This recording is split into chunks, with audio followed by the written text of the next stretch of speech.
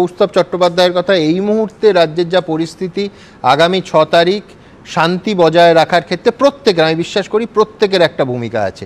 তোমাদের অবস্থান কি? অবশ্যই ভূমিকা নিতে হবে, মানুষকে ভূমিকা নিতে হবে।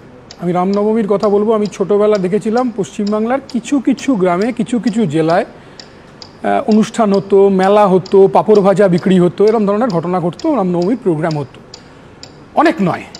কিন্তু কবে থেকে এটার পেছনে বিজেপি দাঁড়িয়ে গেল, ঠিক তবে থেকে যবে ঈদের নামাজে রেড রোডে গিয়ে মুখ্যমন্ত্রীর সাদা কাপড় জড়িয়ে বিজেপিকে আক্রমণ করতে শুরু করলো।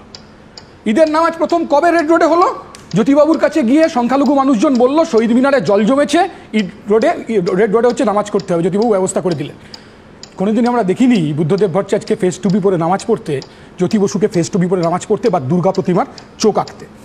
আমি বলছি সুমনদা, আমি বলছি যে ফেসবুকে ছবি দেখলাম অযোধ্যা মন্দিরের উদ্বোধনের সময়, ছোট্ট রামচন্দ্র বিরাট বড় মোদি হাতে করে রামচন্দ্রকে 500 বছর পর নিজের ঘরে ঢুকিয়ে দেওয়ার চেষ্টা করলেন। আর সেই রামচন্দ্র মোদিকে, রামচন্দ্ররা মানুষ, তারা মোদিকে অযোধ্যা ছাড়া করে দিল।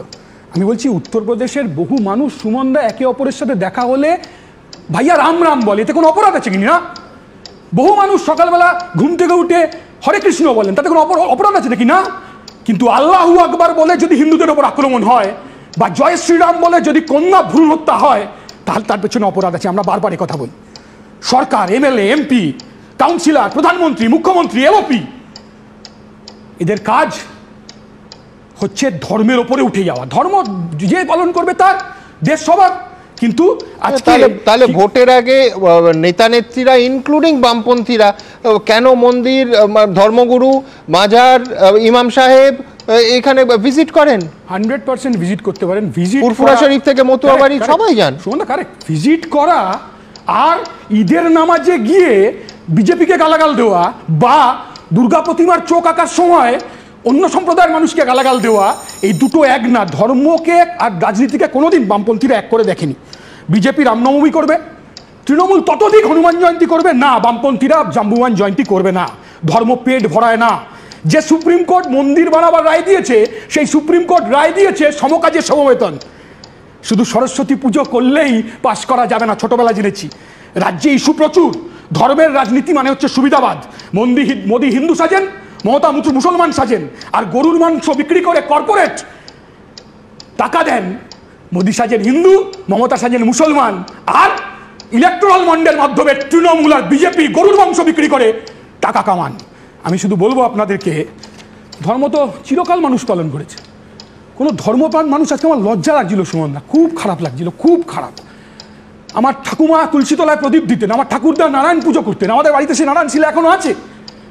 বহু মানুষ, আমি বলিনি, বহু মানুষ ধর্ম পালন করেন, কিন্তু কোনো মানুষ এক ধর্মের মানুষ অন্য ধর্মের মানুষকে আঘাত করার চেষ্টা করেন না। কি পরিবেশ তৈরি হচ্ছে গোটা ভারতবর্ষে, পশ্চিমবাংলার?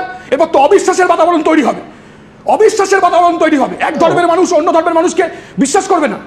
দেশের একজন মুখ্যমন্ত্রী তিনি বলছেন যে একজন হিন্দু নাকি 100 জন মুসলমানের মধ্যে থাকতে পারছেন না, নিজে হিন্দু হয়ে বলছেন। উল্টোটা হওয়ার কথা ছিল সুমনদা, উল্টোটা হওয়ার কথা ছিল। যোগী আদিত্যনাথের কথা বলছো, আমি দেখাবো। 8 দশকের শেষে সুমনদা, খুব সিরিয়াস নোটে আলোচনা হচ্ছে এখানে, ভদ্রেশ্বরের তেলেনীপাড়ায় দাঙ্গা লাগার পরিস্থিতি হয়েছিল। জ্যোতি বসু মুখ্যমন্ত্রী সশরীরে উপস্থিত হয়েছিলেন এবং হুগলি জেলার এসপিকে বলেছিলেন শুট অ্যাট সাইট। মুখ্যমন্ত্রী বলতে পারেন না কেন? দাঙ্গা যারা যে ধর্মের পক্ষ থেকেই করে সুমনদা, তারা ধর্মপ্রাণ মানুষ না, মানুষ হতে পারে না। দাঙ্গা পরিকল্পনা করা হয়। এই যে তৃণমূলের তাল ঠোকাঠুকি হচ্ছে না, তৃণমূল আর বিজেপির ঘুষাঘুষি চলছে। আমি শুধু একটা বাক্য যোগ করি, দাঙ্গায় মানুষ, সাধারণ গরিব মানুষ সব থেকে বেশি ক্ষতিগ্রস্ত হয়। শুধু তাদের ধন সম্পত্তি নয়, প্রাণ যায়।